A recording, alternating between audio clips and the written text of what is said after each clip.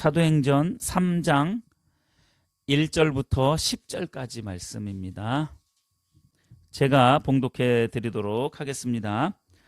제9시 기도 시간에 베드로와 요한이 성전에 올라갈새 나면서 못 걷게 된 이를 사람들이 메고 오니 이는 성전에 들어가는 사람들에게 구걸하기 위하여 날마다 미문이라는 성전문에 두는 자라.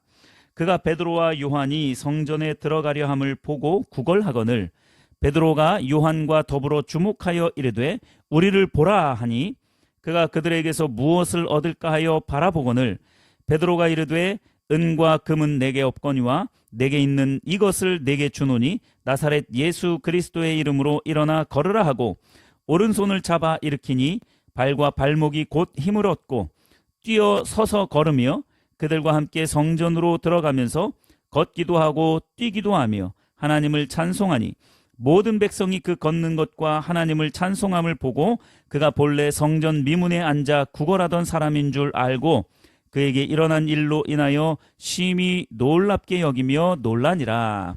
아멘. 자, 오늘 이 본문 말씀을 통해서 전혀 생각지 못한 일이라는 제목으로 말씀을 함께 나누도록 하겠습니다. 예수님의 12제자 중에 수제자라 하는 베드로와 또 예수님의 사랑을 가장 많이 받은 사람 중에 하나인 제자 요한, 사도 요한은 제9시 기도 시간에 성전에 올라갑니다. 초대교회 때 경건한 유대인들은 하루 3번 기도 시간을 정해서 그렇게 하나님 앞에 기도하는 시간을 가졌습니다. 오전 9시 그리고 정오 12시 그리고 오후 3시에 정해놓은 시간을 따라서 하나님 앞에 나아가 기도했습니다. 제9시는 오후 3시를 말하는 거예요. 그래서 오후 3시에 베드로와 요한이 기도를 하기 위해서 성전으로 올라가고 있는 겁니다. 그리고 성전에 들어가려고 하는데 나면서부터 걷지 못한 한 사람이 성전문 입구, 그 성전문 이름이 미문이라는 이름이에요. 성전문 입구에서 한 사람이 구걸하고 있는 것을 보게 돼요. 걷지 못하는 장애를 가진 이 사람은 베드로와 요한에게 무언가 얻어보려고 구걸을 한 거예요. 베드로와 요한이 함께 그 사람을 주목하게 되고 예수 그리스도의 이름으로 선포의 기도를 해 주었더니 발과 발목이 힘을 얻고 걷기도 하고 뛰기도 하며 하나님을 찬송하게 되었다는 내용이 오늘 본문 내용의 전체 내용입니다. 나면서부터 걷지 못하는 한 사람이 있었어요. 그런데 이 사람은 이 사도행전 4장 22절에 보니까 40세가 넘었다, 40여 세라고 그렇게 표현을 하고 있어요. 그러니까 나면서부터 걷지 못한 것을 보니 40년 이상을 그렇게 걷지 못하는 앉은뱅이로 삶을 살아가고 있었던 거죠. 평생 걷지 못하는 이 사람은 스스로 구걸하기 위해 성전까지 갈 수조차 없었기 때문에 사람들이 그를 매일 그 미문이라고 이름하는 그 성전문 입구까지 데려다 주었어요. 이 거리 내 사고는 매우 협소한 상태에 있었을 겁니다. 구걸하는 것 외에 어떤 것도 생각하거나 다른 데에 신경을 쓸 여력이 전혀 없었기 때문이에요. 그도 그럴 것이 성전에 출입하는 사람들에게 매일 구걸해야 간신히 생계를 유지할 수 있는 형편이었기 때문이에요. 앉은뱅이이면서 거린으로 살고 있는 이 사람에게 유일한 희망은 하루하루를 구걸하면서 많은 사람들에게 돈을 얻는 거예요. 이것 외에는 이 사람에게 소망은 없는 것처럼 보였습니다. 이 거린의 눈은 지나다니는 사람들의 손과 사람들의 얼굴빛과 표정 등을 유심히 살피면서 더 불쌍한 모습을 하면서 구걸하는 것이 전부였어요. 이때 베드로와 요한이 더불어 이 거린을 주목하게 됩니다. 그리고 자신들을 보라고 거린에게 말합니다. 4절에 이렇게 말하고 있죠. 베드로가 요한과 더불어 주목하여 이르되 우리를 보라 하니, 베드로와 요한이 이 거린을 이날 처음 보았을까요? 이 거린을 처음 보지 않았을 겁니다. 베드로와 요한은 정해놓은 시간에 항상 그 성전을 왔다 갔다 했을 거예요. 그리고 성경에 말씀하고 있듯이 이 거린도 매일매일, 언제부터였는지는 모르겠지만 매일매일 이 성전 미문 앞에 와서 구걸을 하고 있었어요. 베드로와 요한이 이날 이 거린을 처음 본 것이 아니었을 겁니다. 자, 이 거린은 한 푼이라도 얻어보려고 항상 구걸을 했어요. 어쩌면 이 베드로와 요한은 이 거린에게 얼마의 돈을 그동안 주었을지도 모릅니다. 그런데 이날만큼은 다른 날이었던 거예요. 자, 우리는 이런 하나님께서 준비하신 시간들을 예의주시해 볼 수 있어야 합니다. 하나님이 일하시는 때를 알 수 있어야 돼요. 영적인 민감함과 영적 분별력이 있을 때 이런 하나님의 행하심을 볼 수 있게 되는 거예요. 매일매일 반복되는 일상들 가운데에 하나님께서 무언가 하시려고 할 때에는 뭔가 다른 일이 벌어지는 거예요.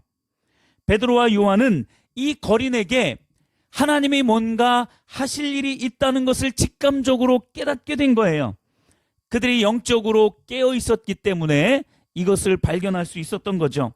모든 일에는 하나님의 때, 항상 하나님의 때가 있습니다. 베드로와 요한은 서로 약속한 것도 아니었는데 그것을 깨달은 거예요. 그러니까 같이 이렇게 말한 거죠. 우리를 봐라 라고 말할 수 있던 거예요. 베드로와 요한이 여러분 무슨 자신감으로 이렇게 말을 할 수 있었겠어요? 하나님께서 일하신다는 그것이 깨달아졌기 때문에 이 말을 한 거죠. 진정 베드로와 요한에게 무슨 능력이 있어서 이렇게 말했던 것이 아닙니다. 우리는 이 거린의 시선을 옮기는 시작점이 필요해요. 그게 자신들이었습니다. 나를 봐라, 우리를 먼저 봐라 라고 하는 이 말부터 시작이 되는 거예요. 이게 바로 이 거린의 시점을, 초점을 옮기는 시작점이었다라는 거예요. 사람들을 먼저 보게 하고 궁극적인 치료자에게 인도하려고 한 것입니다. 자, 이 시점이 중요한 거예요. 이 거린의 시점이, 초점이 옮겨지는 이 시점이 아주 중요한 겁니다. 이 거린에게 있어서 구걸하는 것이 그에게 있어서 유일한 생계 유지 수단이었다라고 말씀을 드렸잖아요. 그것 말고는 어떤 소망도 없는 것 같았어요. 그러니까 다른 걸 전혀 생각해 볼 여유가 없는 거예요. 다른 걸 생각해 볼 여유가 없는 거죠. 아니나 다를까 이 거린은 베드로와 요한이 우리를 봐라 라고 했을 때에 그들에게서 무언가 얻을 줄 알고 그들을 쳐다본 거예요. 그게 이제 시작점이 된 것이겠죠. 그의 시선이 옮겨지는 그 시작점이 되어진 것이겠죠. 그러나 이때까지도 이 거린은 그들에게 소망이 있었던 거예요. 그들이 뭔가를 주지 않을까. 그동안에 해왔던 것처럼, 그죠? 사람들의 눈빛을 보고 그들의 표정을 보고 그들의 주머니를 보는 그러한 불쌍한 인생에 다른 어떠한 것도 생각해 볼 수 없는 그런 상황 가운데 이 거린이 처해 있었던 거죠. 자, 이때를 놓치지 않았습니다. 베드로가 이때를 놓치지 않고 지체하지 않고 강력하게 선포하기 시작합니다. 은과 금은 내게 없다. 그가 바라는 소망을 아예 끊어버립니다. 온전한 시선을 옮길 수 있도록, 그의 초점이 온전하게 변화되어질 수 있도록 아예 그의 소망을 끊어버리는 거예요. 은과 금은 내게 없다. 그거 해결해 주는 게 그를 도와주는 것이 아님을 베드로는 분명하게 알았던 거예요. 금과 은은 없지만 내게 있는 것을 너에게 주겠다. 곧 나사렛 예수 그리스도의 이름으로 일어나 걸으라 라고 선포했던 겁니다. 여러분, 그의 시선을 완전히 바꿔놓은 거예요. 그의 생각을 완전히 바꿔놓은 거예요. 그가 그동안 생계 유지 수단으로 생각했던 구걸하는 것, 그것이 그에게 있어서 유일한 소망이 아니라는 것, 그에게 있어서 그 삶에 있어서 그것이 유일한 소망이 아니라는 것을 깨닫게 한 것입니다. 사람들의 주머니에서 나오는 몇 푼의 돈을 구걸하는 것에서 마르지 않는 생명의 샘이신 예수님께로 그의 시선을, 그의 초점을 돌려놓는 것이에요. 거린이 할 수 있는 일이라고는 매일 성전 미문 앞에 쭈그리고 앉아서 구걸하는 거였습니다. 다른데 신경을 쓸 여력이 없었어요. 전혀 없었어요. 더욱이 매일 성전 앞에 있었지만 삶에 치여서 그 성전 안으로 들어간다는 건 꿈에도 생각하지 못했던 거예요. 내가 예수님께로 더 가까이 나아간다? 내가 성전 안으로 들어간다? 꿈에도 생각하지 못했어요. 생각지도 못했어요. 왜요? 지금 당장 내 앞에 펼쳐져 있는 이 비참한 상황 때문에, 이 비참한 환경 때문에, 먹고 살 일 때문에 성전 안으로 들어간다는 것은 전혀 생각해 보지 않았던 거예요. 평생 구걸만 했던 이 거린의 인생, 사람들의 주머니나 바라봤던 이 거린이 만약에 좀 더 일찍 성전 안으로 들어가려고 했다면 그의 인생이 어떻게 되었을까요? 좀 더 일찍 예수님을 만나려고 시도했다라면 그의 인생이 어떻게 변화되어졌을까요? 이 부분이 매우 안타까운 현실입니다. 그런데 여기서 중요한 것은 우리 자신의 모습을 볼 수 있어야 합니다. 우리는 일주일에도 몇 차례 교회를 출입합니다. 예수님이 십자가에 대해서 생각합니다. 그리고 매일 말씀을 묵상하기도 하고 매일매일 하나님 앞에 기도하기도 합니다. 이것들은 매우 의미 있는 일들이에요. 그것은 분명히 의미 있는 일들입니다. 그런데 이러한 행위들은 단지 성전 문 앞에 앉아 있는 것과 똑같은 거예요. 이러한 행위들을 하고 있으니까 더 이상의 생각을 안 합니다. 더 깊이 들어갈 생각을 안 하는 거예요. 더 깊이 들어가서 예수님을 인격적으로 만나려고 하는 그 생각을 하고 있지 않은 거예요. 마치 성전 미문 앞에서 구걸하고 있는, 자기의 생계를 위하여서 구걸하고 있는 이 거린과 같이 다른 생각은 전혀 해보지 못하는 거예요. 더 깊이 그 성전 안으로 들어가서 예수님과 교제하겠다라는 이 마음은 품지 못하고 있는 겁니다. 교회 열심히 다니고 봉사 열심히 하고 여러 가지 프로그램에 잘 참여하여 성경 묵상하고 또 성경 공부 열심히 하는 거 역시 잘하는 겁니다. 잘하는 거예요. 그러나 그런 모든 행위들은 성전 미문에 앉아 있는 것과 똑같다는 사실을 우리가 깨달아야 돼요. 이제는 성전 안으로 더 깊이 들어가서 인격체이신 하나님과 살과 살이 맞닿는 것처럼 친밀하게 교제할 수 있어야 합니다. 내 눈과 하나님의 눈이 맞추어지고 눈빛이 교환되어지면서 생각이 서로 나누어지고 서로의 생각을 읽을 수 있고 하는 그러한 친밀한 교제가 일어날 수 있어야 성전에 들어가게 된 거예요. 성전에 들어가서 예수님과 인격적인 교제를 하게 된 겁니다. 그게 성전에 들어간 거예요. 우리의 신앙을 돌아봐야 합니다. 성전 미문 앞에 앉아있는 이 거린처럼 그저 교회 왔다 갔다 하면서 말씀 묵상하고 여러 가지 프로그램 진행하고 성경 공부하면 다 되는 것으로 그렇게 생각을 합니다. 아니에요. 더 깊이 성전 안으로 들어가야 합니다. 예수님과 살아있는 실제적인 인격 대 인격으로 만나서 교제하는 그 살아있는 예배가 우리 가운데에서도 일어나야 한다는 것을 말씀을 드립니다. 여러분, 이 거린을 한번 보십시오. 드디어 성전 안으로 들어갈 수 있게 되었습니다. 7절과 8절을 보십시오. 오른손을 잡아 일으키니 발과 발목이 힘을 얻고 뛰어 서서 걸으며 그들과 함께 성전으로 들어가면서 걷기도 하고 뛰기도 하며 하나님을 찬송하니. 아멘. 이 거린은 성전 안으로 들어가 하나님을 찬송하기 시작합니다. 사실 이것이 그가 살 수 있는 유일한 길이었지만 이전에는 이것을 생각할 여력이 없었던 거예요. 먹고 사는 일에 치여서 그 성전 안으로 들어간다는 것은 꿈에도 생각해 보지 못한 거죠. 그러나 당장 눈앞에 펼쳐진 자신의 그 초라한 모습과 먹고 살 일에만 치여서 이걸 볼 수가 없었던 거예요. 이게 유일한 길이었는데 생각조차 해보지 못했던 거죠. 여러분, 혹시 우리의 사고는 어디에 멈춰 있는지 한번 생각을 해보셔야 합니다. 우리의 신앙은 어디에 멈추어져 있는지 생각해 보셔야 돼요.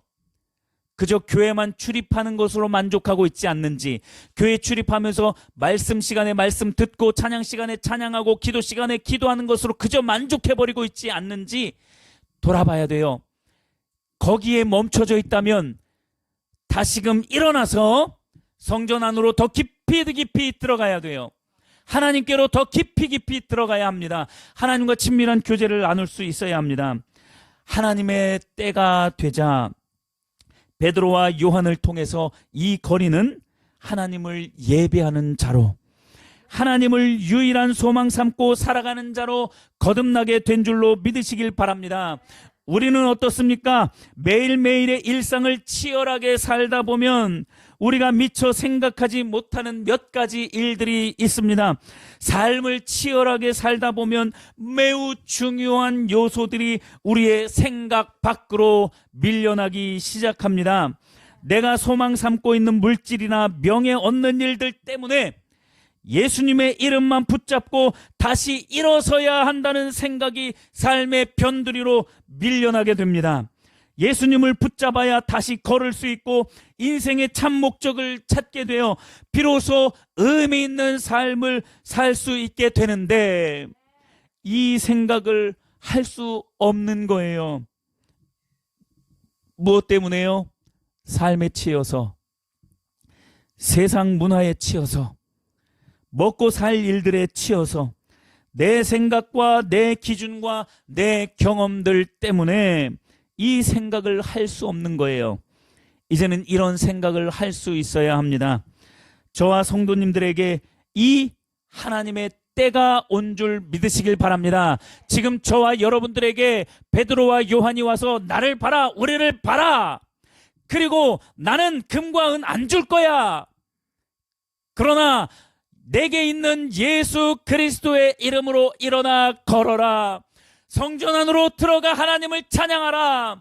이게 바로 하나님의 때입니다. 우리에게 주어진 이 하나님의 때를 붙잡아야 돼요. 꽉 붙잡아야 됩니다. 그 때가 언제인지 모릅니다. 이 때가 많으면 많을수록 우리는 더 깊이 성전 안으로 들어가 하나님과 인격적인 교제를 할 수 있게 되어지는 것입니다.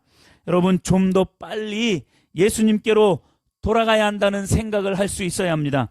좀 더 빨리 성전 안 깊숙한 곳으로 들어갈 수 있어야 합니다. 그곳에서 하나님을 인격 대 인격으로 만나 살아있는 생생한 교제를 해야 합니다. 이게 하나님의 때예요. 그 거린에게 하나님께서 주신 하나님의 시간입니다. 그걸 우리는 카이로스의 시간이라고 하죠.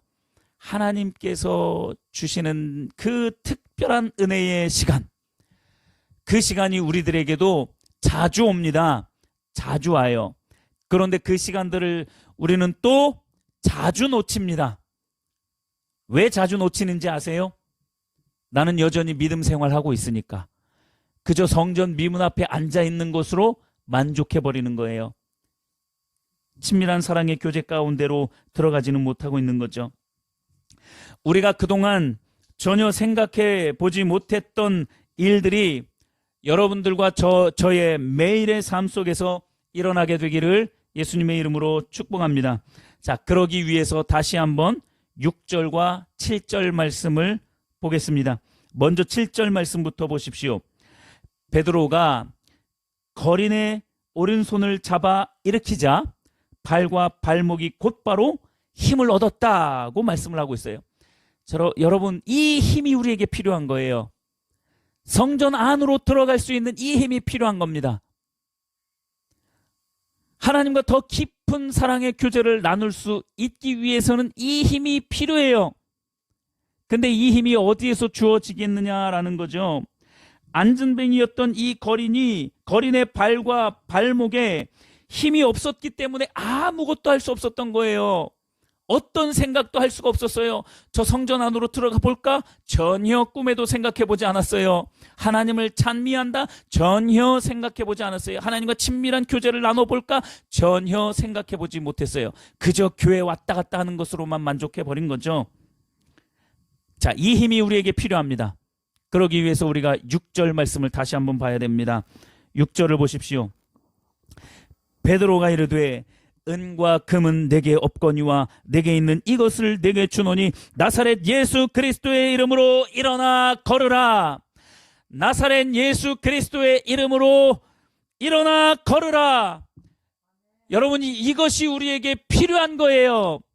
삶이 안정되는 것이 필요한 것이 아니라, 더 많은 재물이 내 통장에 채워지는 것이 필요한 것이 아니라, 그것이 나의 힘이 아니라 오직 예수 그리스도의 이름이 우리 안에 온전하게 새겨지게 되면 우리는 힘을 얻게 되어집니다. 우리는 힘을 얻게 되어지는 줄 믿으시길 바랍니다. 구걸하는 것 외에는 그 어떤 것도 생각해 보지 않은 이 사람에게 예수 그리스도의 이름이 주어지자 힘을 얻게 되어진 거예요.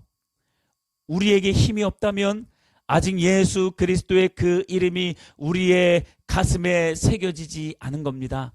진하게 깊게 새겨지지 않은 거예요. 발과 발목에 힘이 생기자 성전 문 앞에만 앉아 있거나 엎드러져 있었던 이 거리는 성전 안으로 뛰어 들어가 하나님을 찬양할 수 있게 되었던 것입니다. 구걸 외에는 아무것도 생각할 수 없었던 그에게 삶의 변화와 생각의 전환이 극적으로 일어나게 되었습니다. 그 중심에 예수 그리스도의 이름의 능력이 있는 줄 믿으시길 바랍니다. 이게 복음이에요. 이게 복음의 능력입니다. 이게 생명을 살리는 복음의 능력입니다. 예수 그리스도의 이름 안에 있는 복음의 능력입니다.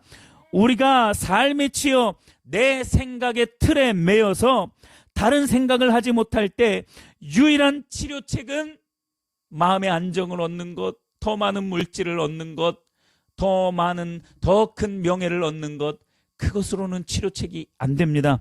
그 치료책은 오직 예수 그리스도의 이름밖에 없는 줄 믿으시길 바랍니다. 다른 어떤 것으로도 우리를 치료해 주지 못합니다. 다른 것들은 잠깐의 유익은 줄 수 있습니다. 잠깐의 만족은 줄 수 있어요.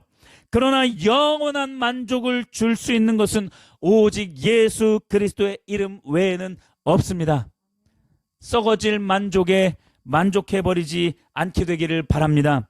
마지막으로 9절과 10절을 살펴보고 말씀을 마무리하도록 하겠습니다. 사도행전 3장 9절에 보시면 모든 백성이 그 걷는 것과 하나님을 찬송함을 보고 그 거린이 걷고 뛰며 성전 안으로 들어가 하나님을 찬송하는 것을 많은 사람들이 보게 됐어요. 그리고 3장 10절에 보니 그가 본래 성전 미문에 앉아 구걸하던 사람인 줄 알고 그에게 일어난 일로 인하여 심히 놀랍게 여기며 놀라니라. 얼마나 놀랬는지 성경은 이렇게 표현합니다.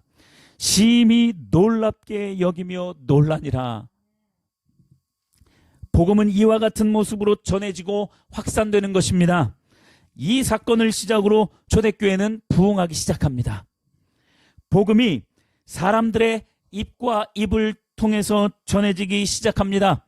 복음은 그리스도인의 변화되어진 삶을 통해서 전파되어야 가장 건강하게 전파되어질 수 있습니다. 그렇게 변화된 그리스도인들의 삶을 보면서 복음을 접한 세상 사람들은 반드시 돌아오게 되어 있습니다. 왜냐하면 그 복음이 가장 능력 있기 때문에요. 예수 그리스도의 이름으로 능력받아서 삶이 변화되어졌기 때문에 그 삶 자체가 복음이 된 거예요. 그러니까 많은 사람들이 돌아오기 시작하는 것입니다. 역으로 그리스도인들의 생각이 전환되지 않고 삶이 변화되지 않으면 이 복음의 통로가 막혀지게 되는 거예요. 사람들이 복음으로 돌아오고 싶은데 그리스도인들의 삶이 변화되어지지 않고 그리스도인들의 생각의 틀이 깨지지 않고 있는 상태, 그것을 보면 그들은 돌아올 수가 없는 거예요. 복음의 통로가 꽉 막혀서 돌아오고 싶어도 돌아올 수가 없는 거예요. 복음으로 돌아갈 수 없게 만들고 우리의 관점을 엉뚱한 곳에 집중하게 만드는 모든 요소들을 우리가 먼저 정리할 수 있어야 돼요. 그래서 변화되어진 그리스도인들의 삶이 중요한 겁니다. 그 변화가 무엇 때문에 변화되어졌는가? 내 힘으로, 내 노력으로 내가 한번 바뀌어봐야지, 내가 교회 다니니까, 내가 예수님 믿으니까 내가 한번 해봐야지가 아니라 예수 그리스도의 이름의 능력으로 말미암아 변화되어진 성도의 삶이 복음 자체입니다. 그것을 우리가 알아야 돼요. 이 거린이 바로 그 복음 자체가 되어서 많은 사람들에게 복음을 전해 주었던 것입니다. 여러분, 우리는 이제 이렇게 할 수 있어야 됩니다. 예수님을 생각하지 못하게 만드는 방해 요소들을 찾아내서 이제는 기도로 소멸시켜야 합니다. 예수의 이름의 능력을 선포해야 합니다. 스스로에게 자꾸 이렇게 기도할 수 있어야 돼요. 나는 예수님의 이름으로, 그 예수 그리스도의 이름의 능력으로 나의 마음과 정신은 깨끗하게 되었다. 선포해야 돼요. 베드로가 선포한 것처럼 예수 그리스도의 이름으로 일어나 걸어라 라고 선포했던 것처럼 우리 자신에게도 선포해야 합니다.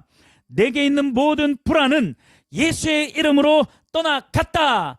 선포하시기를 바랍니다. 내게 있는 부정적인 마음은 예수의 이름으로 떠나가라. 이렇게 선포할 수 있어야 됩니다.